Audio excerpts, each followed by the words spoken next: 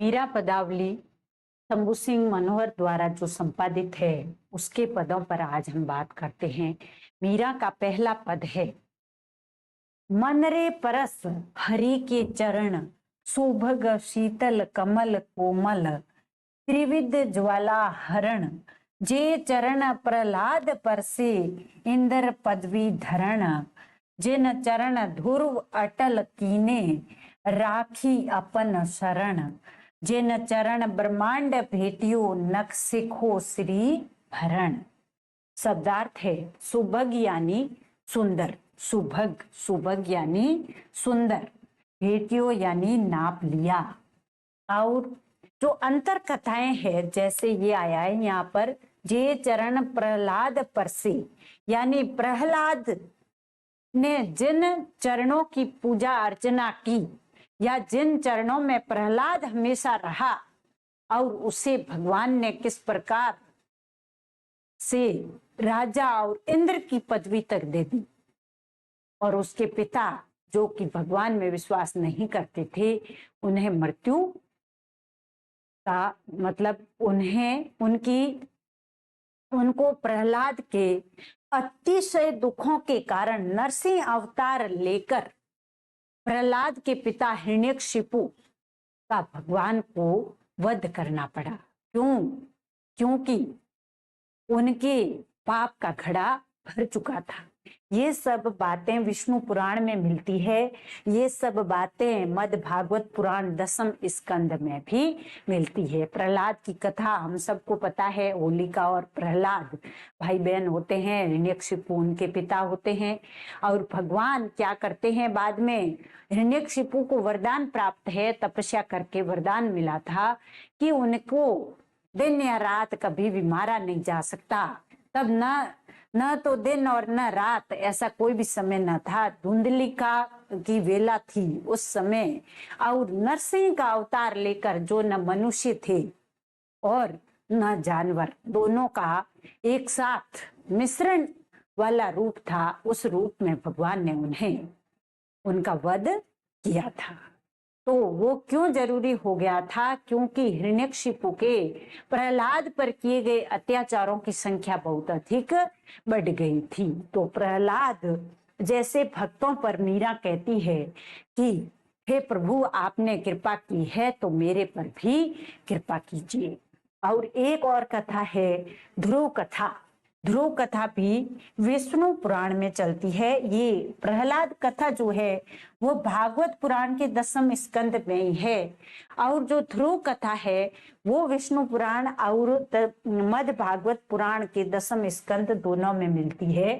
तो ध्रुव कथा जो है वो विष्णु पुराण के अनुसार स्वयंभू मनु के पौत्र व उतानपाद के पुत्र कौन थे? ध्रुव थे। और उतानपाद की 2 रानियां थी, सुरुचि और सुनीति। तो सुनीति के पुत्र थे ध्रुव और उत्तम नाम के पुत्र थे सुरुचि के बेटे। सुरुचि जो थी वो उतानपाद राजा की पसंदीदा रानी थी।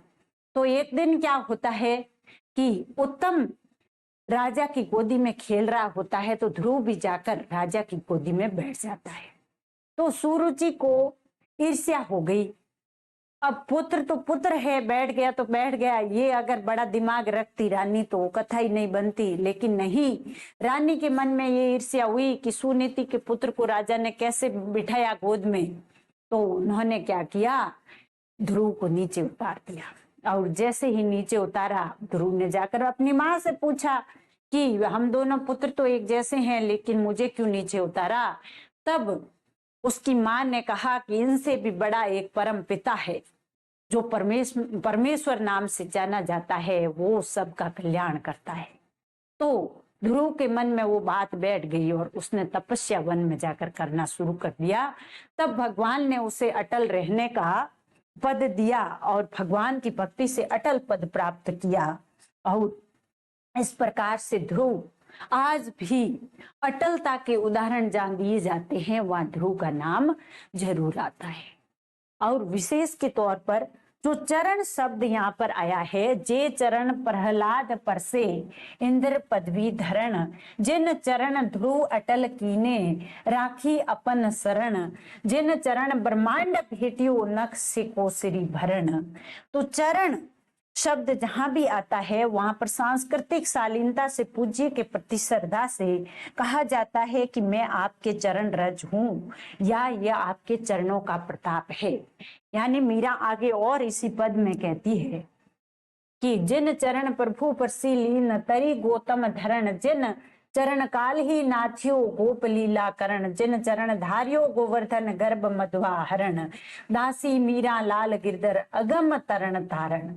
यानी वो कहती है कि प्रभु के चरणों में ही सबने उनके प्रताप से विजय प्राप्त की, तो मैं भी चाहती हूँ कि प्रभु के चरणों में हमेशा अपने आप को अर्पित रखूं, जिससे कि मुझे भी मुक्ति, मुझे भी प्रभु के दर्शन हो जाए।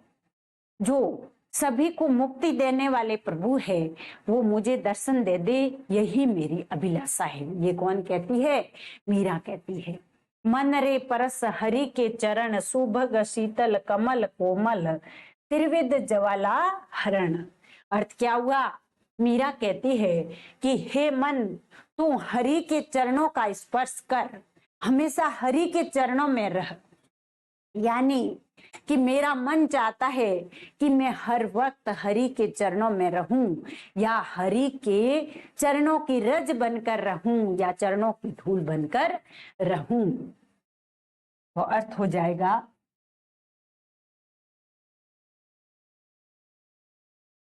क्या कहती है कि हे प्रभु,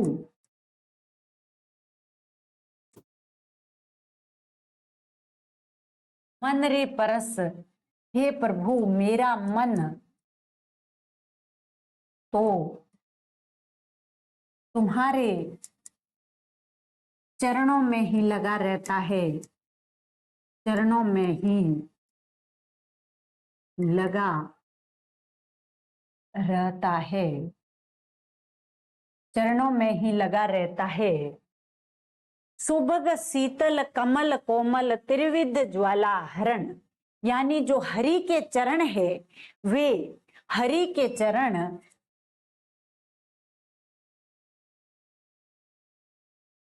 सुंदर, शीतल व कमल के समान कोमल है, कमल के समान कोमल है। मीरा के यहाँ पर ज्यादा कोई प्रतीक वगैरह नहीं है। मीरा कृष्ण की अनन्य भक्तिन है, प्रेमोन्मादिनी है, प्रेम में पूरी तरह से आकंठ डूबी हुई है, तो वहां पर ज्यादा प्रतीकों का प्रयोग है नहीं। तो वे क्या कहती है कि इन चरणों में आने से त्रिविध ज्वाला हरण, इन चरणों में तीनों लोक, दैहिक, भौतिक और देविक, जो तीन लोक है, उन तीनों लोकों की ज्वाला हरण करने की शक्ति है। इनमें इनमें किनमें? प्रभु के चरणों में तीनों लोकों की ज्वाला या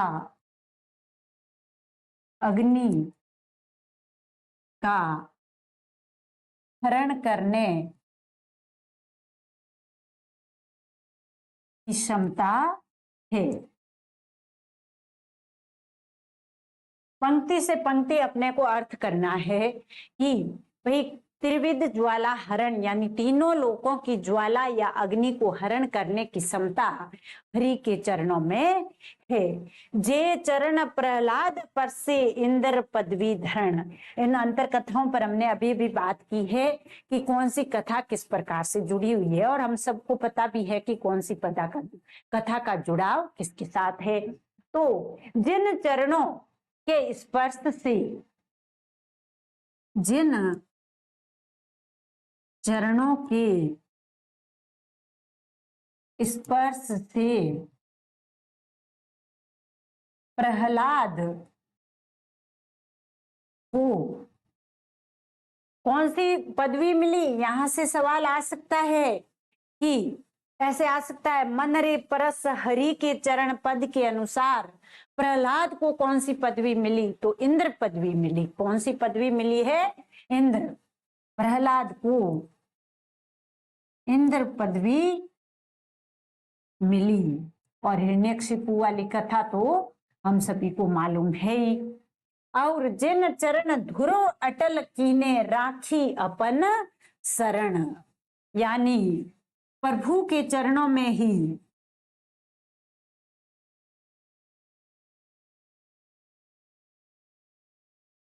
अर्पित होने पर, अर्पित रहने पर ध्रुव को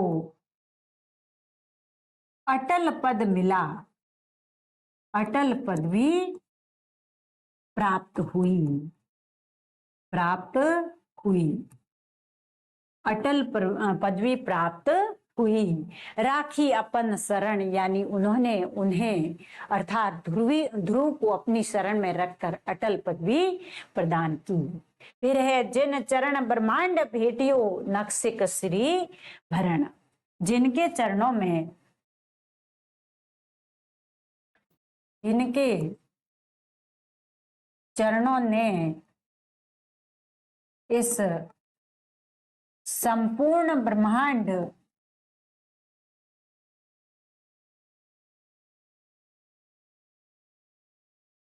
को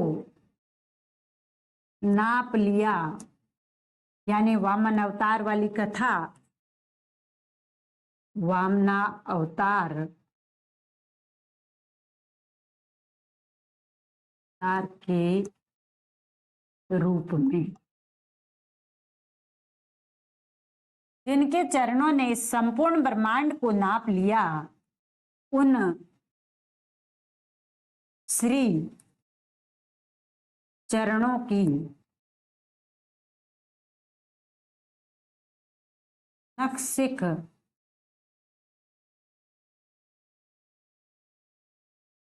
शोभा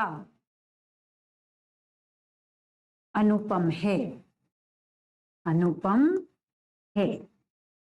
तो पंक्ति से पंक्ति हम अगर मीरा के पदों का अर्थ करते जाए तो बिल्कुल आसान है, कोई भी इसमें दिक्कत नहीं आएगी। जिन चरण ब्रह्मांड भेटियो नक्सिको श्री भरण, यानी ऐसे चरण जिन्होंने संपूर्ण ब्रह्मांड को नाप लिया था, ऐसे चरणों की शोभा अनुपम है, ऐसे चरणों की शोभा अनुपम है। जिन चरण प्रभु परसीलीन तरी गौतम तरण, इसमें भी अंतर कथाएं आई हुई है। जिन चरण काली ही नाथियो गोप लीला करण, जिन चरण धारियो गोवर्धन गर्भ मघवा हरण, दासी मीरा लाल गिरधर अगम तरण तरण। क्या है अंतर कथाएं? क्या है? कालिया नाग को श्री कृष्ण ने ब्रज प्रदेश में आतंक मचाने पर उसका दमन किया और वृंदावन छोड़ने पर मजबूर कर दिया, यानी कालिया नाग से पूरा ब्रज प्रदेश बहुत अधिक दुखी था। तब श्री कृष्ण ने उसका दमन करके और उसे वृंदावन छोड़ने के लिए मजबूर कर दिया। और गरबा मगवा हरण, ये कथा भी श्रीमद् भागवत पुराण के 10वें स्कंध के अनुसार है। और ब्रज में जब क्या हुआ, इंद्र पूजा के स्थान पर गोवर्धन पूजा होने लगी, गोवर्धन पर्वत की पूजा होने लगी, तब इंद्र हो गए नाराज और उन्होंने मूसलाधार वर्षा कर दी शुरू। तब श्री कृष्ण ने क्या किया, गोवर्धन पर्वत को ऊपर उठाकर पूरे ब्रज प्रदेश को सुरक्षित रख लिया। तब इंद्र के अहंकार को भगवान ने इस प्रकार तोड़ा था। तो यहाँ पर शब्दार्थ है गौतम धरण, यानी गौतम की पत्नी या स्त्री, अर्थात कौन थी? अहल्या। अहल्या को उसका स्पर्श करके भगवान ने श्राप मुक्त कर दिया था। वो पत्थर बनी हुई थी जिसका भगवान के स्पर्श होते ही स्त्री रूप में वो आ गई और नाथियो यानी वशीभूत किया और मगवा यानी इंद्र, तरण यानी नौका या बेड़ा, अगम यानी अगम्य। चलो, जिन चरण प्रभु परसी लीन तरी गौतम धरण, यानी जिन चरणों, मीरा ही कह रही है क्योंकि लगातार चल रहा है पीछे का, एक ही पद हम पढ़ रहे हैं पहला अभी तक, तो मीरा ही कहती है जिन चरणों के स्पर्श मात्र से, स्पर्श मात्र से ऋषि गौतम की पत्नी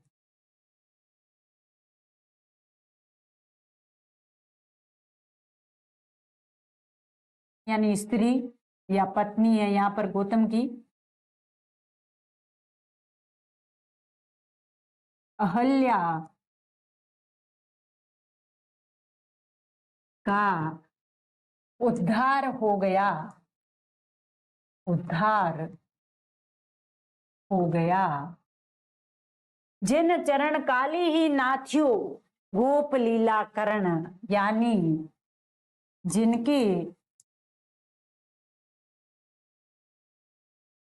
प्रभाव से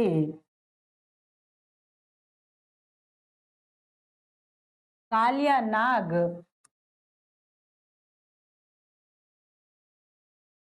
वशीभूत कर लिया गया या वश में कर लिया गया,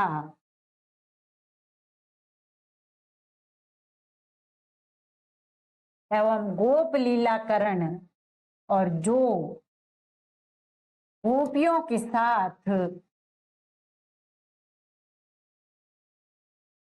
रास लीला करते हैं, रास लीला करते हैं। कैसे रूप है श्री कृष्ण के या भगवान के कि एक तरफ तो परम वीर वाले काम करते हैं जहां कालिए नाग जैसे बहुत ही दुष्ट प्रकृति के प्राणी को अपने वश में कर लेते हैं, और दूसरी तरफ गोपियों के साथ रास लीला रचाते हैं। ऐसे भगवान श्री कृष्ण के प्रति मीरा अपने आप को समर्पित करती है। जिन चरण धारियो गोवर्धन गर्भ मगवा हरण, यानी जिन चरणों ने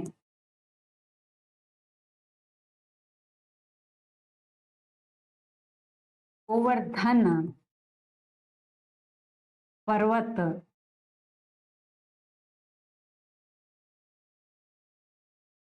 धारण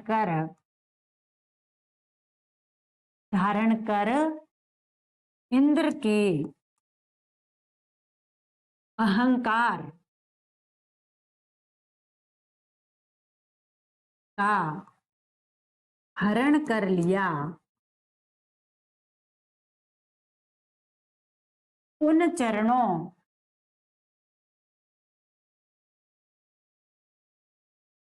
दासी मीरा है, उन चरणों की दासी मीरा है जो संपूर्ण संसार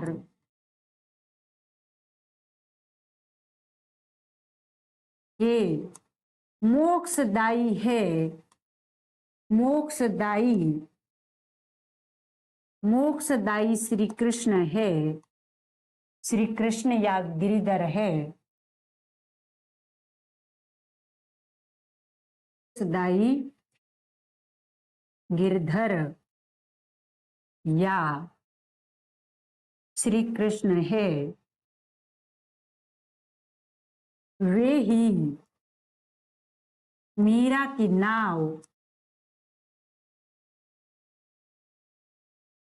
इस संसार से पार लगाएंगे, इस संसार रूपी सागर से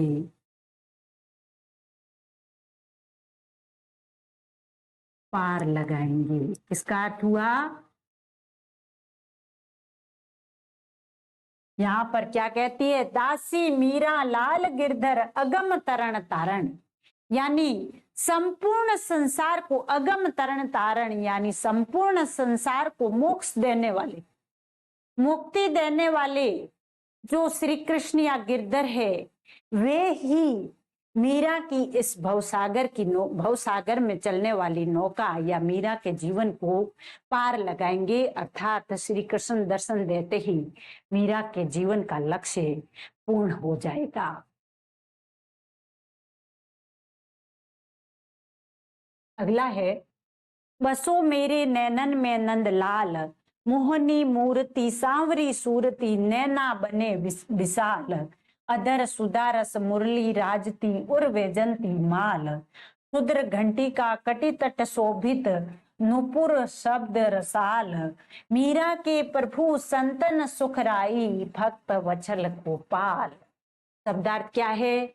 मूर्ति यानी देह आकृति या छवि, राजित यानी शोभित होती है, वैजंती माल यानी एक माला विशेष है जिसे केवल विष्णु ही धारण करते हैं और कोई धारण नहीं करता।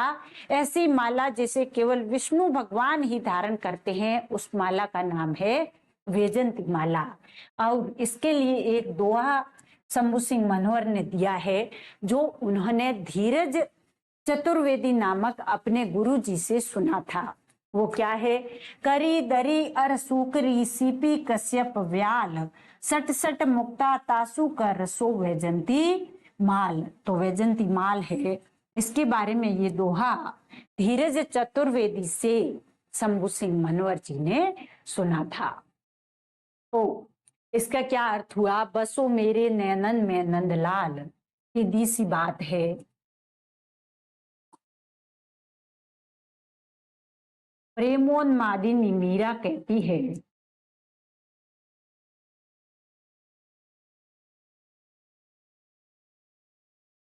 मीरा कहती है कि हे नंद के लाला, हे नंद के लाला, मेरे नैनों में, मेरे नेत्रों में बस जाओ या अपना जीवन निवास स्थान बना लो, बस जाओ। मोहनी मूर्ति सांवरी सूरती, तुम्हारी मन को मोहने वाली, मन को मोहने वाली छवि या मोहित करने वाली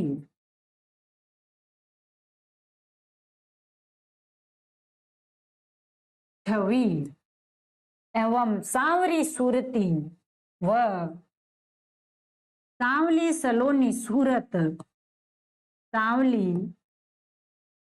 सलोनी सूरत है, एवं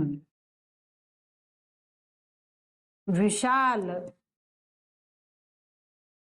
व सुंदर नयन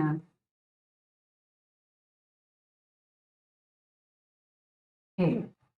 तुम्हारी मन को मोहित करने वाली छवि है और सांवली सलोनी तुम्हारी सूरत है और विशाल व सुंदर तुम्हारे नयन है।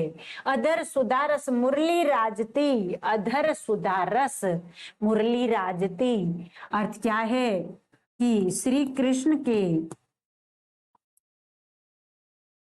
अधरों पर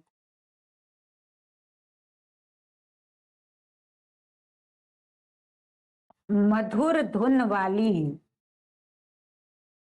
अधर सुधा रस का अर्थ है सुधा रस का पान करवाने वाली, मधुर धुन वाली मुरली विराजमान है, मुरली विराजमान है। उर्वैजंती माल, उर्वैजंती माल यानी तुम्हारे वक्ष स्थल पर, वैजंती माला जो केवल विष्णु और उनके अवतार ही धारण करते हैं, स्थल पर वैजंती माला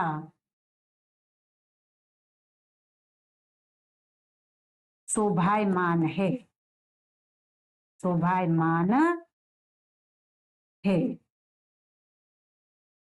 शुद्र घंटिका कटी तट शोभित नुपुर शब्द रसाल, और उनकी कटी पर या कमर पर छोटे छोटे घुंघरुओं वाली, शुद्र घंटिका यानी छोटे छोटे घुंघरू वाली, उनकी कटी पर छोटे छोटे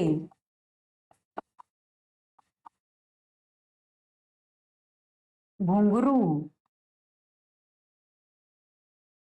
वाली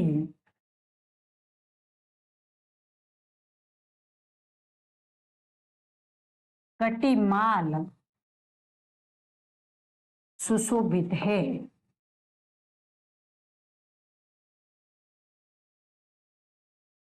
सुशोभित है,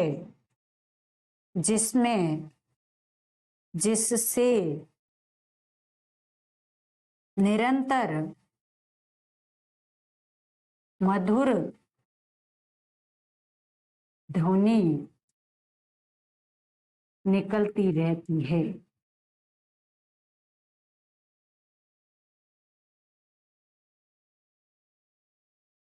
अर्थात कंकन किंकिनी जो है, जो किंकिनी बांधी हुई है, जिसे तगड़ी कहते हैं अपने मारवाड़ क्षेत्र में, वो छोटे छोटे घुंघरुओं के साथ श्री कृष्ण के बांधी हुई है, तो उसकी जो आवाज है वो नुपुर शब्द रसाल, उसके नुपुर, जो उन्होंने नुपुर पहन रखे हैं, उनके शब्द भी मधुर आवाज कर रहे हैं। और मीरा के प्रभु संतन सुकराई भक्त वत्सल गोपाल, मीरा के प्रभु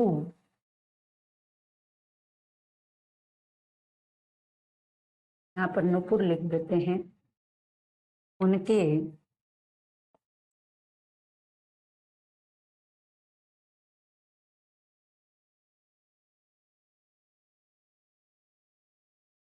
पुरों से निरंतर मधुर ध्वनि निकलती रहती है। और उसके साथ ही साथ आगे क्या है, मीरा के प्रभु संतन सुखराई भक्त वत्सल गोपाल, यानी मीरा के प्रभु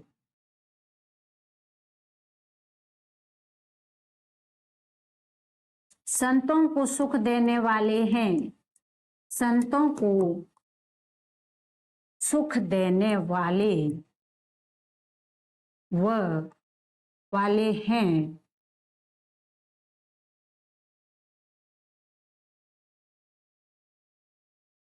साथ ही हैं एवं भक्तों पर भक्त वत्सल गोपाल, यानी भक्तों पर कृपा करने वाले हैं, भक्तों पर कृपा करने वाले हैं, भक्तों पर कृपा करने वाले हैं।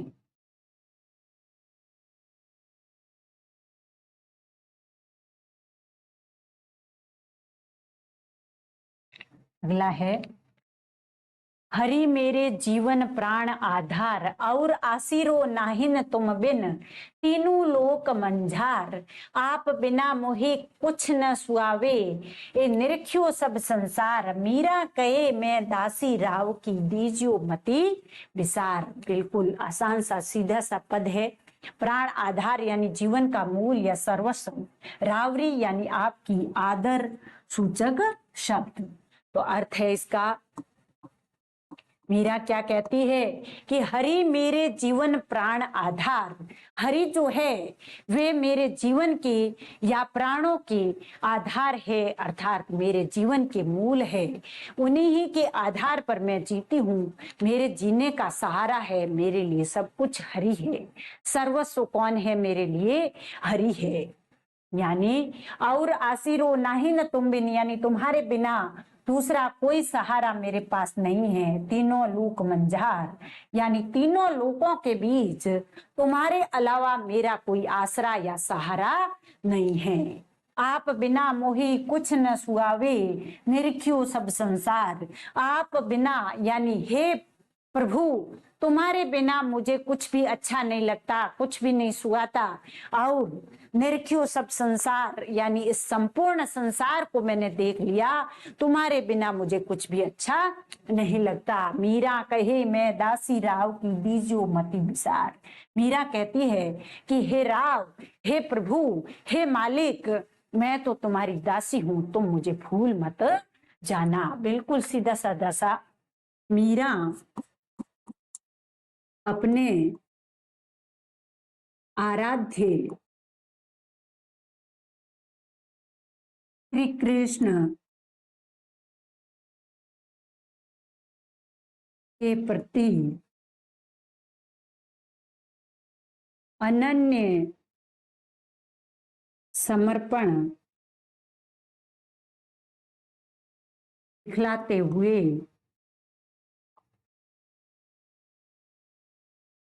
कहती है कि हे प्रभु, तुम ही मेरे जीवन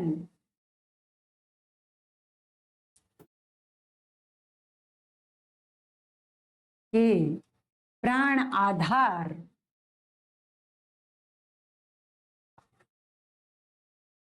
या मूल हो, अर्थात तुम मेरे सर्वस्व हो, अर्थात तुम मेरे सर्वस्व हो, तुम्हारे बिना मेरा कुछ नहीं, अर्थात तुम मेरे सर्वस्व हो, तुम्हारे बिना मेरा कुछ नहीं। और आसिरो नाही न तुम बिन, तुम्हारे बिना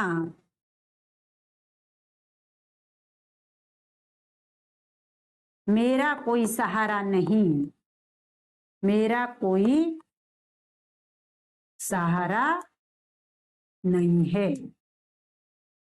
तुम्हारे बिना मेरा कोई सहारा नहीं है। तीनों लोक मंजार तुम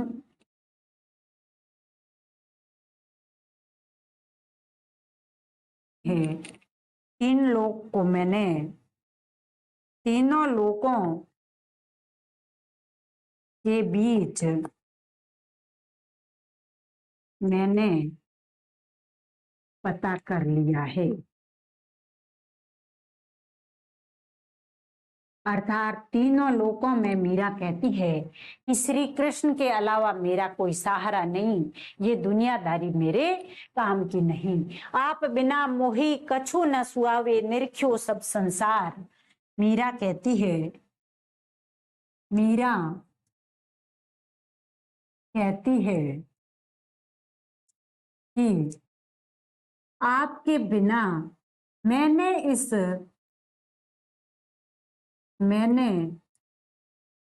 इस संसार को देख लिया, तुम्हारे बिना मेरा कोई आसरा नहीं, तुम्हारे बिना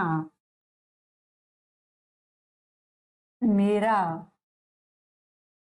कोई, तुम्हारे बिना मेरा कोई नहीं, अर्थात तेरे अलावा ये कुछ सुहाता नहीं या अच्छा नहीं लगता, सुहाता नहीं। मीरा कहे मैं दासी राव की दीजियो मति विसार। मीरा कहती है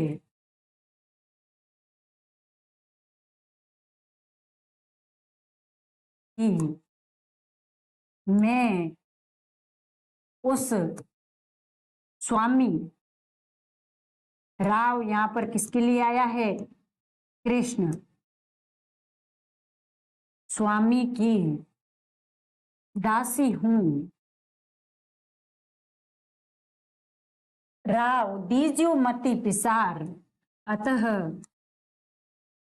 हे स्वामी तुम मुझे भूल न जाना, मुझे भूल न जाना। अनन्य प्रेम, मीरा का अनन्य प्रेम प्रभु से कहती है कि तुम मुझे भूल न जाना, मैं तो केवल और केवल हे स्वामी तुम्हारी ही दासी हूं, तुम मुझे भूल न जाना। तनक हरि चितवो जी मोरी और, हम चितवत तुम चितवत नाही, दिल के बड़े कठोर, मारी आशा चितवन तुमरी, और न दूजी ठोर। तुमसे हमको तो तुम ही हो, हमसे लाख करोड़। क्या बात करती है। अभी ठाडी अरज करत हूँ, अरज करत भयो भोर, मीरा के प्रभु हरि अविनाशी, दूंगी प्राण अकोर। देखो यानी दौड़, चितवो यानी देखो, और दौड़ यानी दौड़ या पहुंच, और अंकोर यानी भेंट या उपहार। ये बहुत महत्वपूर्ण शब्द है। अंकोर शब्द किसके लिए आया है? भेंट या उपहार के लिए। अंकोर का अर्थ क्या है? भेंट या उपहार। अंकोर मतलब भेंट या उपहार। तो यहाँ मीरा क्या कहती है? तनक हरि चितवो जी मोरी और, हे हरि तनिक मेरी और भी देख लो। चितवो जी यानी मेरी और भी देख लो।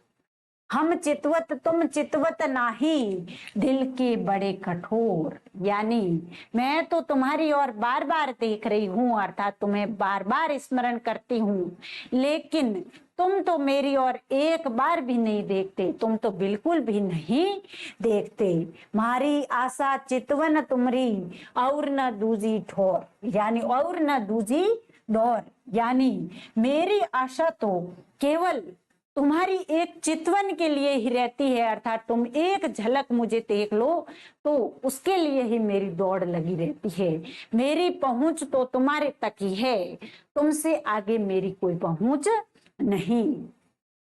तुमसे हमको तो तुम ही हो। यानी बहुत ही अच्छी बात है। मीरा प्रभु से कहती है कि मेरे लिए तो तुम ही तुम हो, तुम्हारे अलावा मेरा कोई नहीं। तुमसे यानी तुम्हारे जैसे मेरे लिए तुम ही हो, तुम्हारे अलावा कोई नहीं। और आगे क्या कहती है? हमसे लाख करोड़, यानी तुम्हारे लिए हमारे जैसी लाखों करोड़ों होगी, लेकिन तुम्हारे जैसा मेरे लिए तो तुम ही हो, तुम्हारे अलावा कोई नहीं। अभी ठाडी अरज करत हूँ, अरज करत भयो भोर। यानी अभी तक मैं खड़ी होकर भगवान का स्मरण कर रही हूँ, अरज कर रही हूँ, प्रार्थना कर रही हूँ, और प्रार्थना करते करते भोर हो गई, अर्थात सुबह हो गई। और मीरा के प्रभु हरि अविनाशी, दूंगी प्राण अंकुर। मीरा के प्रभु तो अविनाशी है, यानी जिनका कभी विनाश नहीं होता। ऐसे प्रभु, ऐसे प्रभु मेरा उद्धार कब करेंगे? जब मैं अपने आप को उन्हें भेंट के रूप में दूंगी, मैं अपने आप को उन पर न्योछावर कर दूंगी, तब वे मुझे दर्शन दे दे तो भी मेरा बड़ा सौभाग्य होगा, तो भी मैं अपनी तरफ से उनको दी गई भेंट ही समझूंगी। चलिए अर्थ करते हैं। इसका एक भाव साम्य है। धर्मदास का पद, साहिब चितो हमारी ओर। यहाँ पर जो शंभू सिंह मनोहर है, उन्होंने जो शब्दार्थ और भाव साम्य वगैरह खुद दिए हैं वे बड़े महत्वपूर्ण है। यहाँ से अपने प्रश्न बन सकता है कि ये जो साहिब चितो हमारी ओर, ये भाव साम्य जो यहाँ पर शंभू सिंह मनोहर ने दिया है, ये पद किसका है? इस प्रकार से भी पूछा जा सकता है। पूछने वाला परीक्षा में कुछ भी पूछ ले, अपने को तो हर तरफ से तैयार रहना है। एक बार अगर ढंग से मीरा की पदावली को हम पढ़ लें और फिर एक बार और थोड़ा सा रिवीजन हो जाए, मुख्य मुख्य बात अगर दिमाग में ठीक से बिठा ली जाए तो कोई गलत होने की कोई संभावना रहती ही नहीं। अर्थ है, तनक हरि चितवो जी मोरी और। मीरा क्या कहती है? मीरा प्रभु से आग्रह करते हुए कहती है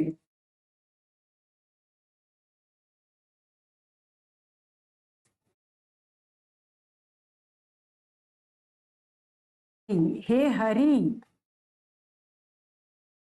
तनिक मेरे और तनिक मेरी और भी देख लो, अर्थात मेरे ऊपर कृपा कर दो, दर्शन की कृपा कर दो।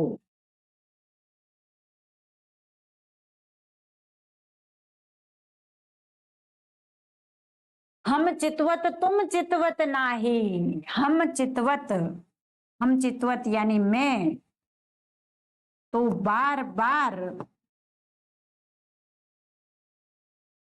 तुम्हें देखती हूं,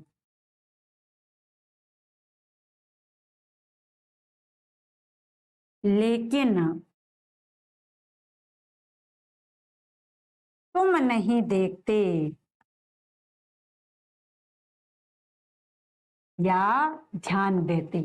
तुम बिल्कुल नहीं देखते, इसीलिए तुम क्या हो, दिल के बड़े कठोर हो। इसीलिए हे प्रभु तुम दिल के बड़े कठोर हो। उलाहना देती मीरा कहती है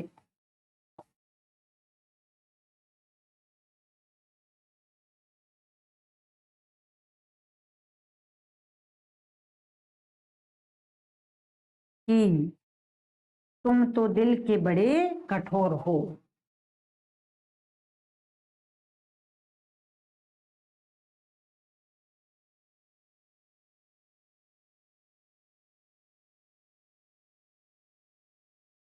तुम तो दिल के बड़े कठोर हो। मारी आशा चितवन तुमरी और न दूजी दौर। मेरी आशा तो तुम्हारी एक चितवन ही है, एक चितवन ही है, इसके अलावा और न दूजी ठोर। इसके अलावा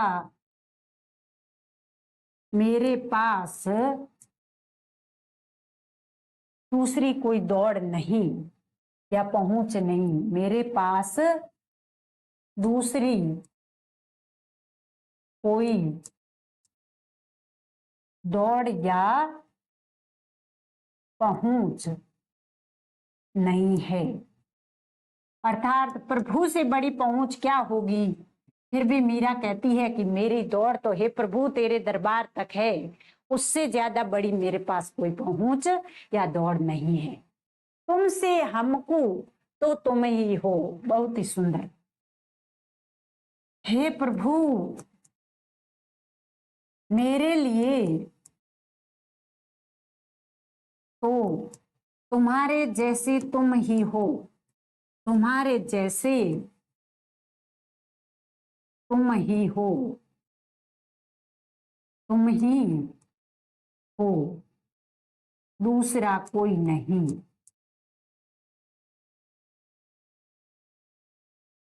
और तुम्हारे लिए हमारे जैसे लाखों करोड़ों होंगे, और तुम्हारे लिए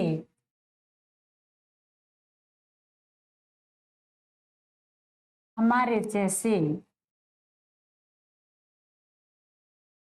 लाखों करोड़ों होंगे, करोड़ों होंगे। तुम्हारे लिए हमारे जैसे लाखों करोड़ों होंगे। ऊबी ठाडी अरज करत हूं, अरज करत भयो भोर। मीरा मैं खड़ी खड़ी बार बार तुमसे विनती करती हूं, आने की विनती। और विनती करते करते सुबह हो गई। विनती करते करते सुबह हो गई, पर तुम नहीं आए। लेकिन तुम नहीं आए। मीरा के प्रभु हरि अविनाशी दूंगी प्राण अपूर। मीरा कहती है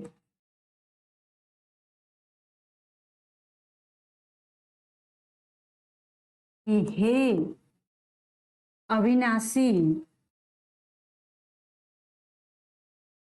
प्रभु, तुम ही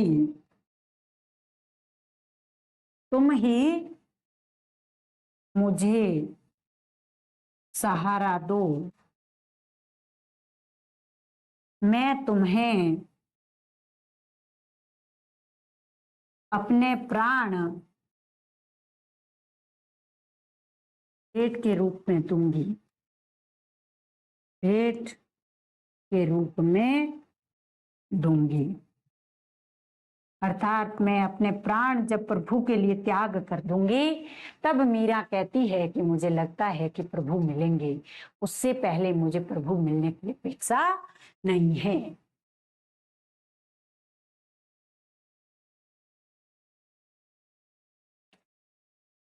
हेरी माँ नंद को गुमानी मारे मनड़ बस्यो, गहे द्रुम डार कदम की ठाडो, मृदु मुस्काए मारी और हस्यो। ओ पीतांबर कटी काचनी काछे, रतन जटित सिर मुकुट कस्यो, मीरा के प्रभु गिरधर नागर, निरख बदन मारो मनड़ो फंस्यो।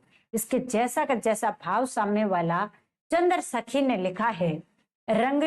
रंगीलो गुमानी काना हीरे बरस्यो, यानी रंगीलो गुमानी कानो जो है वो मेरे हृदय में बस गया। शब्दार्थ है गुमानी यानी गर्वीला या स्नेह के अतिशय से कहा है गर्वीला। मनड़ यानी मन में। पीतांबर यहाँ पर उत्तरीय या दुपट्टे के लिए जो ऊपर की ओर ऊपर के शरीर पर ओढ़ा जाता है उसके रूप में आया है, लेकिन मुख्य रूप से पीतांबर अधो वस्त्र के लिए आता है। पीतांबर शब्द अधो वस्त्र के लिए प्रयुक्त होता है, लेकिन यहाँ पर कमर के नीचे पहनने वाले वस्त्र के लिए काचनी शब्द का प्रयोग किया है। तो काचनी जो है वो क्या होती है? कमर पर बांधने वाली धोती है जो घुटनों से ऊपर तक रहती है। काछे यानी पहने हुए। तो यहाँ पर मीरा क्या कहती है? हेरी माँ नंद को गुमानी मारे मनड़ बस्यो, यानी मीरा कहती है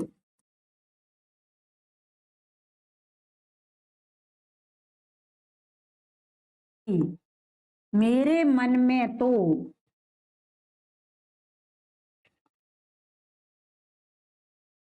नंद का गर्वीला पुत्र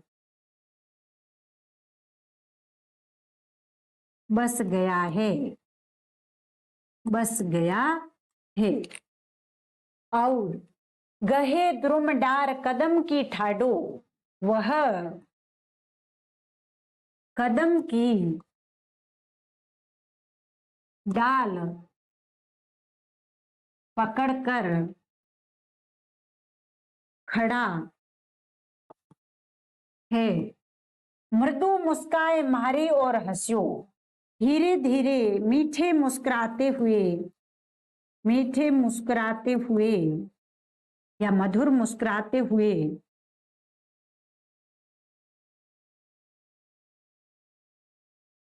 वह मेरी ओर देखकर हंस पड़ा, मेरी ओर देखकर हंस पड़ा। पीतांबर कटी काचनी काछे, यानी उसने पीतांबर उसके शरीर पर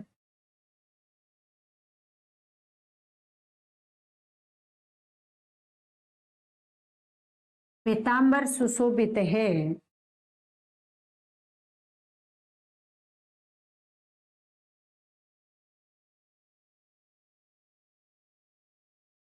कमर पर धोती कसकर बांध रखी है, बांध रखी है।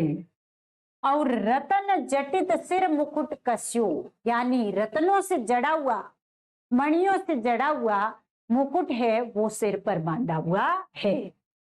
रत्नों से जड़ा हुआ मुकुट सिर पर शोभित है, सिर पर शोभित है। मीरा के प्रभु गिरधर नागर, निरख बदन मारो मनड़ो फंस्यो। मीरा कहती है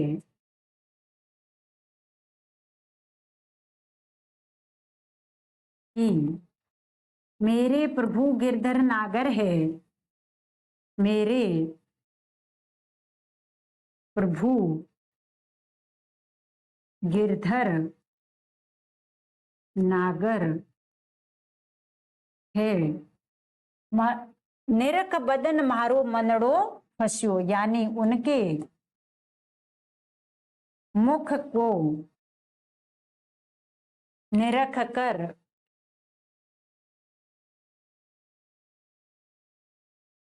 मेरा मन उनमें अटक गया, उनमें अटक गया। अर्थात उनकी छवि पर मैं पूरी तरह से मोहित हो गई या सम्मोहित हो गई। अर्थात मैं मोहित हो गई, मोहित हो गई, अर्थात मैं मोहित हो गई।